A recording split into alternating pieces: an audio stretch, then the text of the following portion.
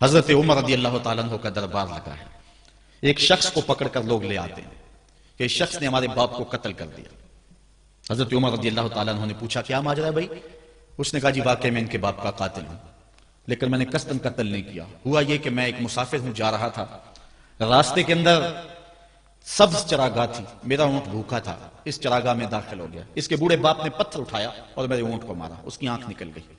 مجھے بڑا غصہ آیا، میں نے وہی پتھر اٹھا کر اس کے باپ کو دے مارا، لیکن وہ ایسے ٹکانے پہ لگا کہ اس کا باپ فوراً فوت ہو گیا. میرا قصد اور ارادہ نہیں تھا، لیکن بہرحال میں اس بات کا اقراری ہوں کہ میں نے اس کے باپ کو قتل کر دیا ہے.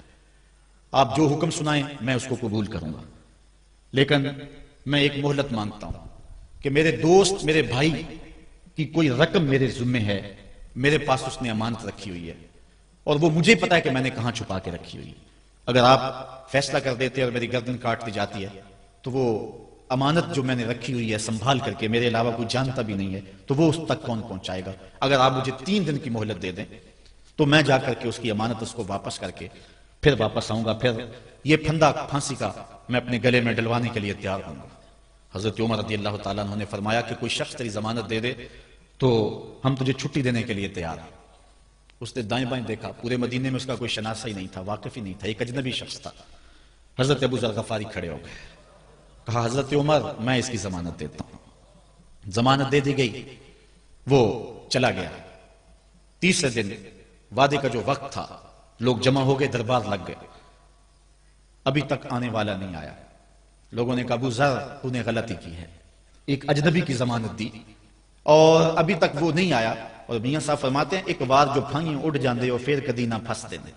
ظاہر ہے وہ چلا گیا، واپس تو نہیں پلٹ کے آئے گا، اس سے پتا ہے کہ آگے سیدھی سیدھی میری موت ہے، تو تم نے یہ کیا غلطی کی؟ خیر آپ نے فرمایا کہ اگر وہ نہ آیا تو یہ پھانسی کا پھندا میرے گلے میں ڈال لینا، لیکن بہرحال میں نے اس کی ضمانت دی. کچھ عرصہ بیتا کہ دور سے گرد و غبار اڑتا ہوا دکھائی دیا. جب صورت واضح ہوئی تو وہی شخص تھا. حضرت عمر فاروق رضی اللہ تعالیٰ عنہ کے دربار میں کھڑا ہو کہنے لگا حضرت کسی وجہ سے تاخیر سے پہنچا ہوں، معذرت چاہتا ہوں، اب جو حکم ہے پورا کیجیے. حضرت عمر رضی اللہ تعالیٰ عنہ اس کے پھانسی کے احکامات جاری کر چکے تھے. آپ نے فرمایا کہ ابو ذر یہ بتا کہ تو نے اس کی ضمانت کیسے دی جب تو اسے جانتا نہیں تھا؟ تو سنو حضرت ابو ذر غفاری نے کیا کہا.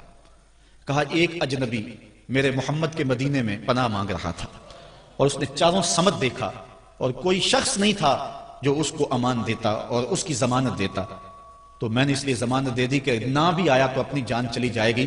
کل کو یہ تو نہیں کہے گا کہ محمد کے مدینے میں کسی نے ضمانت مانگی تھی، پورے شہر میں کوئی ضمانت دینے والا نہیں تھا. اس کو کہا کہ انہوں نے تو ضمانت دے دی، میاں اب تو بتا کہ تو چلا گیا تھا، تجھے جانتا کوئی نہیں تھا، نہ پلٹ کے آتا تو تجھے کوئی پوچھنے والا نہیں تھا، تو تو نے یہ دوبارہ موت کے منہ میں کیوں اپنا سر رکھا ہے؟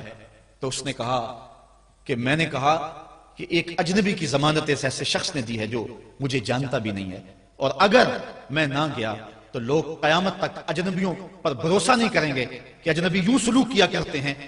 تو حضرت عمر رضی اللہ تعالیٰ عنہ اس کے پھانسی کے احکام جاری کیے. تو جن کے باپ کو قتل کیا تھا وہ بیٹے کھڑے ہو گئے، کہنے لگے تاریخ کی کالک ہم اپنے منہ پہ ملیں گے، ہم بھی اپنے باپ کے قاتل کو معاف کر دیتے ہیں. یہ ہماری تاریخ ہے، یہ ہماری کہانی ہے. لیکن آج ہم کس جگہ پہ کھڑے ہیں اور کیا ہماری صورتحال ہے؟ نہ ہمارا کردار رہا اور نہ ہمارا کوئی تشخص رہا. آج ہم نے اپنا تشخص بھی مٹا کے رکھ دیا، اپنے طرز زندگی بھی بدل دی. نہ ہماری باطن کی وہ روشنی رہی، نہ ظاہری وہ صورت رہی کہ ہم پہچانے جائیں کہ حضور کے غلام ہیں، بلکہ آج بھانت بھانت کی بولیاں بول رہے ہیں. اقبال نے کیا کہا تھا؟ اپنی ملت پر قیاس اقوام مغرب سے نہ کر، خاص ہے ترکیب میں تجھے قوم رسول ہاشمی.